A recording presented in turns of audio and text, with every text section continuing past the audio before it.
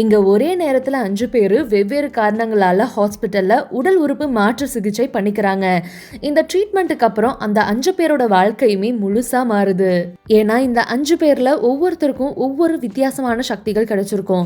ஒருத்தருக்கு பயங்கரமா ஸ்பீடா ஓடக்கூடிய சக்தி, இன்னொருத்தருக்கு எவ்வளவுதான் அடிபட்டாலும் உடனே சரியாகக்கூடிய சக்தி, இன்னொருத்தருக்கு மின்சார சக்தி. இந்த மாதிரி 5 பேருக்கும் ஒவ்வொரு வித்தியாசமான சக்திகள் கிடைச்சிருக்கும். ஆரம்பத்துல இந்த சக்திகள் அவங்க எல்லாரையுமே பயன்படுத்தினாலும் சில நேரங்கள்ல காமெடியில தான் போய் முடியும். அதுக்கப்புறம் தான் தெரிய வருது இந்த சக்திகள் எல்லாமே ஒரு மனுஷன்கிட்ட இருந்து வந்த உடல் உறுப்புனால கிடைச்சதுன்னு.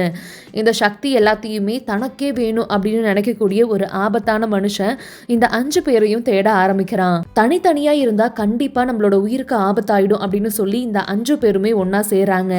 இந்த சக்தியை பயன்படுத்துறதுக்காக இல்ல, அவங்களோட உயிரை காப்பாற்றணும் அப்படின்றதுக்காக அந்த எதிரிகிட்ட விடாம ஃபைட் பண்றாங்க. கடைசியில இவங்க எல்லாருமே ஜெயிச்சிடுறாங்க. இவங்க எல்லாருக்குமே புரிய வர விஷயம் என்னன்னா, இங்க சூப்பர் பவர் இருக்கிறது முக்கியம் இல்ல, ஆனா அந்த சூப்பர் பவர் கரெக்டான மனுஷங்க கிட்ட இருக்கணும் அப்படின்றத அவங்க புரிஞ்சுக்கிறாங்க.